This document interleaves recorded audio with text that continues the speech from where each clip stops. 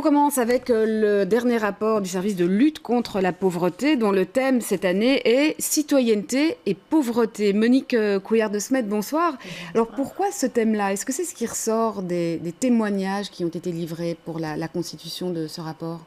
Alors en fait, c'est dès le départ que des personnes vivant la pauvreté ont été associées au choix même du thème, puisque il y a un peu plus de 20 ans, a été réalisé un rapport général sur la pauvreté et à la suite de ce rapport a été créé le service de lutte contre la pauvreté qui a comme mission d'en assurer le suivi. Donc ça fait plus de 20 ans qu'il y a un dialogue qui se fait entre personnes vivant la pauvreté et les administrations et les pouvoirs publics. Et donc, c'est dans ce dialogue-là qu'on a choisi ensemble le thème. Alors, il n'avait pas été exprimé comme ça, mais la question des droits fondamentaux est omniprésente et c'est la raison d'être du service. C'est de chercher comment faire avancer l'accès réel aux droits fondamentaux pour tous. Pierre-Emmanuel Corbizier, bonsoir. Oui, bonsoir. Alors vous êtes membre de la plateforme qui a été mise en place par le CPS de Saint-Gilles. Vous êtes aussi vous êtes au CPS de Saint-Gilles. Est-ce que ça fait écho, ça, chez vous, quand on parle de cette difficulté d'accès aux droits fondamentaux? Ben oui, bien sûr. C'est-à-dire que bon, quand on vit des choses difficiles, donc par exemple le sans-abrisme ou bien la maladie ou des difficultés familiales assez rudes, l'accès à l'information est tellement difficile, on n'est pas au courant en fait des droits fondamentaux qu'on a, et il faut vraiment une sacrée dose d'énergie et d'aide, d'où justement notre idée de plateforme citoyenne. Ouais, et on en parlera, mais juste pour terminer là-dessus, donc par exemple l'accès aux soins de santé, ça c'est quelque chose que vous avez vécu aussi, la difficulté de l'accès aux soins de santé par exemple. Bien sûr, oui. Moi j'étais dans la rue pendant quand même 4 ans et j'étais en même temps très malade de l'hépatite C. Maintenant je suis guéri, mais pour savoir que j'avais droit à des soins de santé gratuits, que j'avais droit à une médication gratuite, mais tout ça a été compliqué. C'était très compliqué. C'était très, très compliqué, voire quasi insurmontable, quoi. Khalid Chattar, donc vous êtes travailleur social au CPS de Saint-Gilles, et c'est vrai que ce rapport entre citoyenneté et pauvreté ne va pas forcément de soi.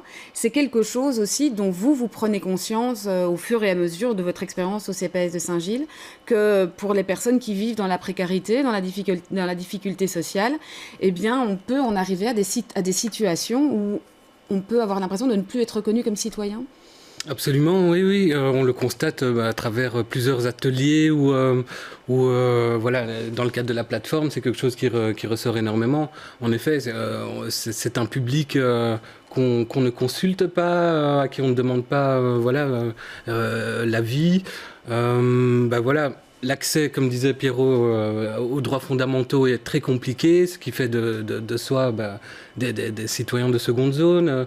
Le fait d'être malade, plusieurs choses comme ça pour lesquelles on ne sait pas, on n'a pas prise, et finalement on se sent méconsidéré. Et finalement, on le ressent aussi, c'est ce qui ressort aussi dans les discussions de la plateforme, c'est toutes les représentations liées au fait d'être pauvre qui te mettent dans qui t'encapsulent dans quelque chose qui est de l'ordre de citoyens de seconde zone. Oui. Ouais.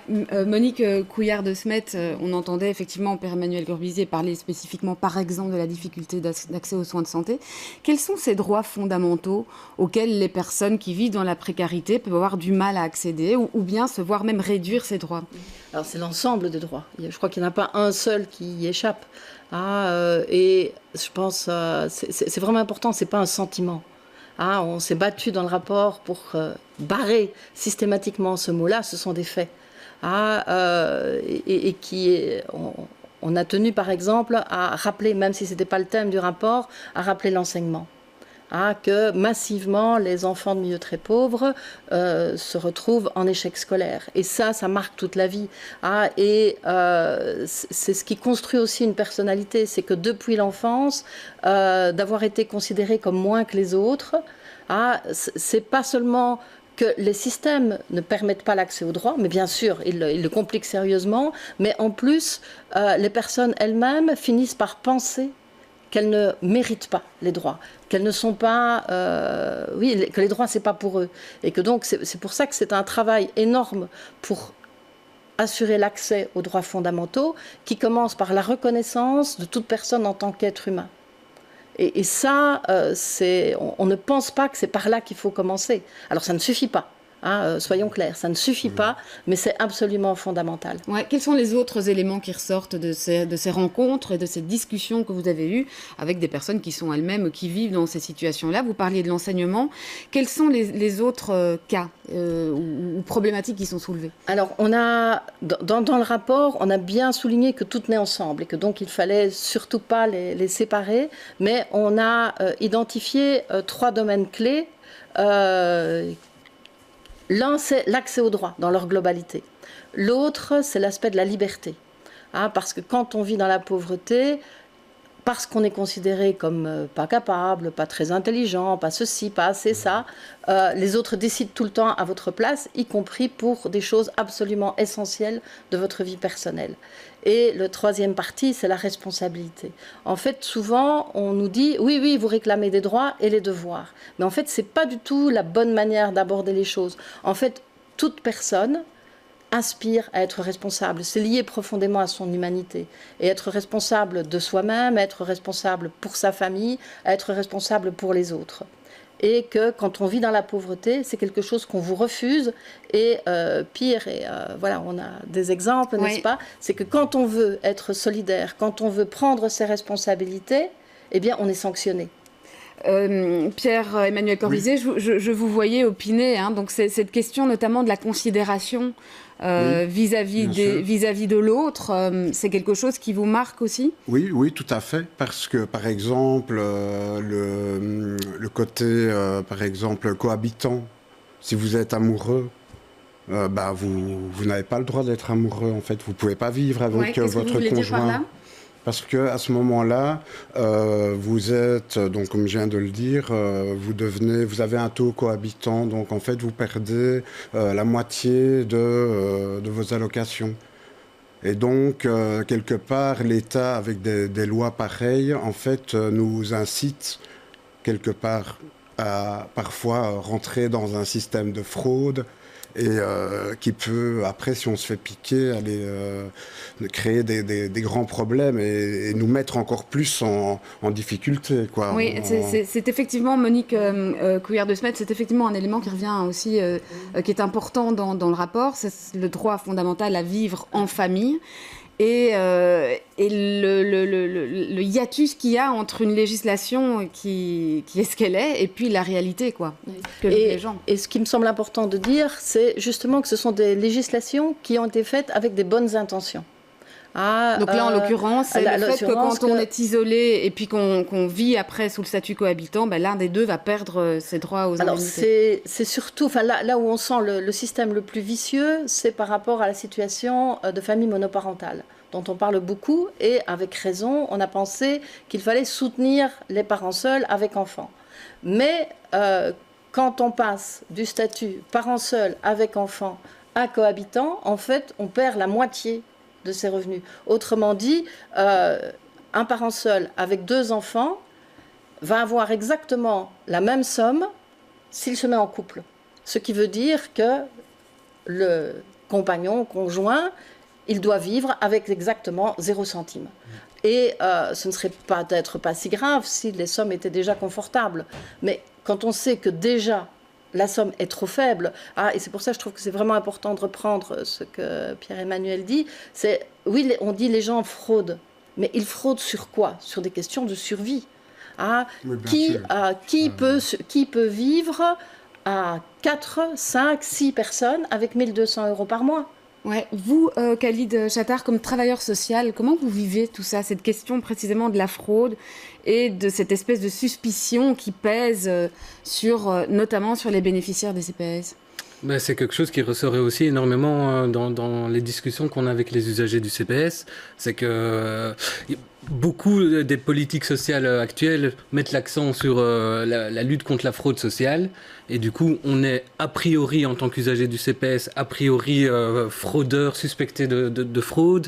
Et du coup voilà, il y a énormément de choses qu'on ne dit pas, de droits qu'on n'active pas. Ouais, et comment vous le répondez à ça, ou Monique Cuillère de Spade, comment répondre à ça? Parce que la réponse ou l'argument, ce serait de dire, bah oui, mais si, à partir du moment où on donne des indemnités, bah, on est bien obligé de contrôler si on en fait bon usage, si on peut dire. Alors, on ne va pas dire qu'il n'y a aucun contrôle de nécessaire, mais ces contrôles d'abord sont totalement excessifs par rapport à l'objectif. Et ce que les membres de notre groupe de travail n'ont pas arrêté de remarquer, c'est, parce qu'on en parle beaucoup aujourd'hui dans la presse, c'est la différence de traitement entre les uns et les autres. Et là, il y a une véritable discrimination. C'est qu'on met énormément d'énergie pour lutter contre une éventuelle fraude, et je rappelle, une éventuelle fraude de survie, alors qu'on met beaucoup moins de moyens pour lutter contre les fraudes qui se font à un plus haut niveau. Et donc, ça va très loin. Hein.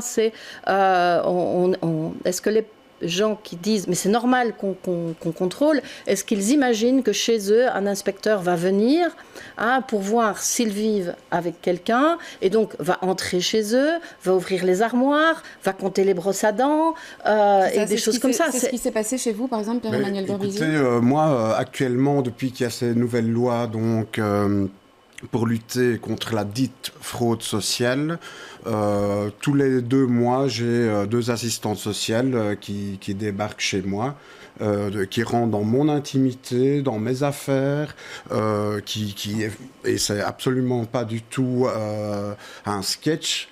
On ouvre votre tiroir, vraiment c'est une intrusion qui rappelle presque des années sombres du monde. Ouais, c'est très difficile à vivre historiquement. En tout cas, Mais bon, ce qui se passe, c'est que oui, comme disait Madame, cette énergie, si elle était mise justement à profit pour des plateformes citoyennes et des choses beaucoup plus, comment vais-je dire, aidantes, parce qu'il n'y a pas que l'argent, il y a aussi, on est des êtres humains, et il y a tout un côté, une approche comme ça qui devrait être plus humaniste, plus humaine, en tout cas. Et justement, cette plateforme citoyenne dont vous parlez, bien, il y en a une au CPS de Saint-Gilles, et vous en faites partie. Oui, tout à fait.